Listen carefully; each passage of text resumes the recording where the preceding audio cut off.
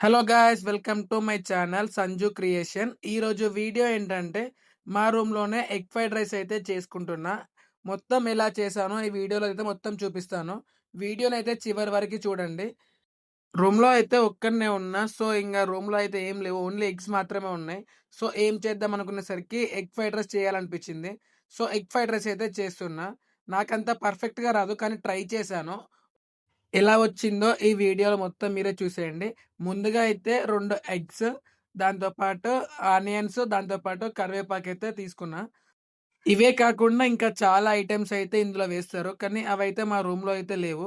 So వీటితోటే try చేస్తున్నా. ముందుగా అయితే వేడి అన్నం అయితే రెడీగా చేసి పెట్టుకున్నా. ముందే రైస్ పెట్టేసా నాకు సరిపోయేలాగా. అన్నంనైతే పొడి పొడిగా చేసుకొని పెట్టుకున్నా ముందే.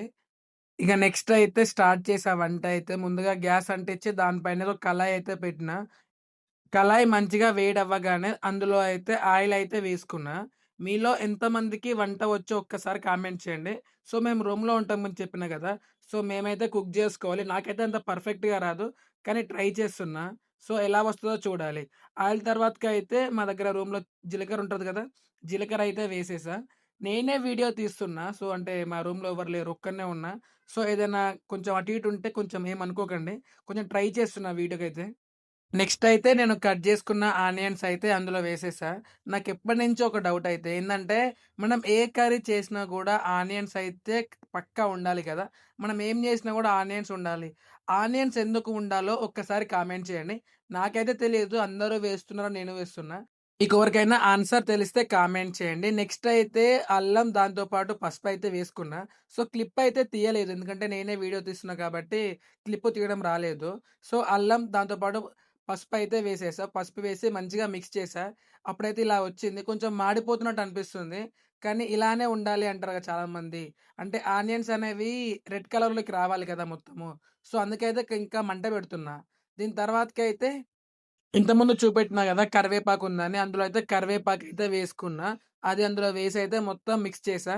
ఇప్పుడు చూడండి, అంటే కరివేపాకు ఎందుకేస్తారంటే టేస్ట్ బాగుంటదంటారు గదా! సో, అందుకైతే కరివేపాకయితే వేస్తున్నా. నార్మల్‌గా అయితే వెయ్యను. బట్ మా రూమ్‌లో కరివేపాకుంది.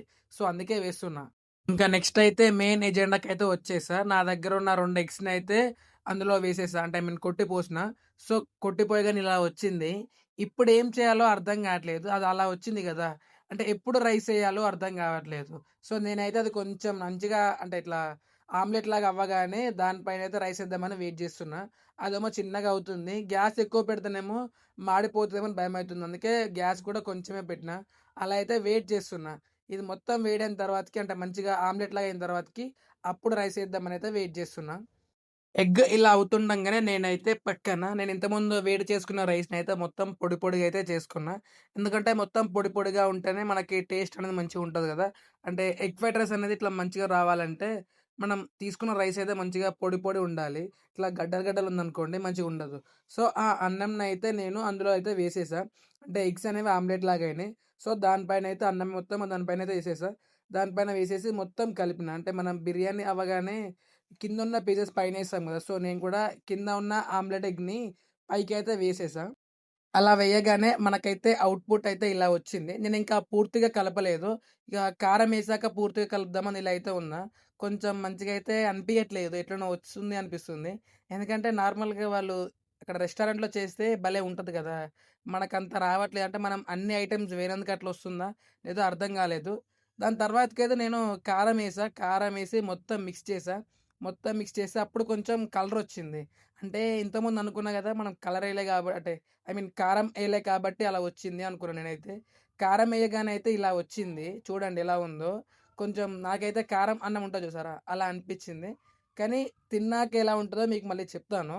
ఇప్పుడైతే ఇలా ఉంది. మళ్ళా దాంట్లో అయితే సాల్ట్ ఎసి మొత్తం అయితే మిక్స్ చేశా. మిక్స్ చేసి పక్కనైతే పెట్టుకున్నా. ఒక 5 మినిట్స్ అయితే మొత్తం మళ్ళొకసారి వెయిట్ జేశా. అంటే కొంచెం వెయిట్ చేస్తే మంచిగుంటదనిపిచ్చింది. ఎందుకంటే కారం కారంలాగా కనిపిస్తుంది. సో, కొంచెం మంచిగా అయితే వెయిట్ చేసి దింపి పక్కనైతే పెట్టుకున్నా. పక్కన పెట్టగానే మొత్తం ఔట్‌పుట్ అయితే ఇలా వచ్చింది. ఒక్కసారి చూడండి ఎలా ఉందో. అంటే నేను చేసిన ప్రాసెస్ కరెక్టో కాదో ఒక్కసారి కామెంట్ చేయండి. అంటే నేను చాలా ఇంగ్రీడియెంట్స్ అయితే వేయలేదు. నా దగ్గర ఉన్నయయితే వేసిన. నేను చాలా మిస్టేక్ చేశా అనుకుంటా. నాకైతే ఫైనల్‌గా ఔట్‌పుట్ ఇలా వచ్చింది. టేస్ట్ అయితే అంత బాలేదు. అంటే కొంచెం కారం ఎక్కువైంది. సో, ఫైనల్‌గా అయితే ఇలా ఉంది. మీకు ఎలా అనిపించిందో ఒక్కసారి కామెంట్ చేయండి. నెక్స్ట్ టైమ్ అయితే ఇంకా బెటర్‌గా చేయడానికి ట్రై చేస్తా. వీడియో నచ్చితే లైక్ చేయండి. మళ్ళీ కలుద్దాం.